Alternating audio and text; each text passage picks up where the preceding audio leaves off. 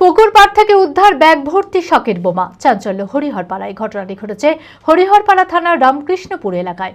শনিবার গোপন সূত্রে খবর পেয়ে হরিহরপাড়া থানার পুলিশ ওই এলাকায় অভিযান চালিয়ে একটি পুকুর পাড় থেকে ব্যাগ ভর্তি শকেট বোমা উদ্ধার করে।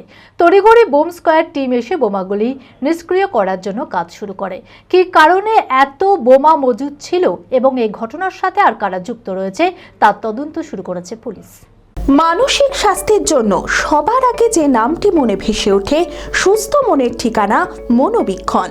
যোগাযোগ নাম্বার 7477799513। সামনেই বিধানসভা নির্বাচন, তার জন্য চারিদিকে বোমা উদ্ধারে মাঠে নেমে পড়েছে পুলিশ প্রশাসন। জেলার প্রত্যেক জায়গায় চালানো হচ্ছে কঠোর নজরদারি। সেই মতোই শনিবার গোপন সূত্রে খবর পেয়ে হরিহরপাড়া থানার পুলিশ রামকৃষ্ণপুর এলাকায় অভিযান চালিয়ে একটি পুকুর পাড় থেকে ব্যাগ ভর্তি সকেট বোমা উদ্ধার করে। তড়িঘড়ি বোম স্কোয়াড টিমকে খবর দিলে তারা এসে বোমাগুলো নিষ্ক্রিয় করার কাজ শুরু করেন। ঘটনার জেরে এলাকা জুড়ে কঠোর নিরাপত্তা বাড়ানো হয়েছে।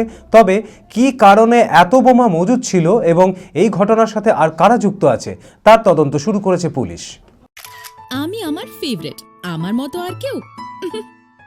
চঞ্চলতা তার কথায় কথায় জীবনে মিশে রঙ ভরায়, চুপি সারে মনে সে সাদে সবাইকে পাগল করে, পাগল করে।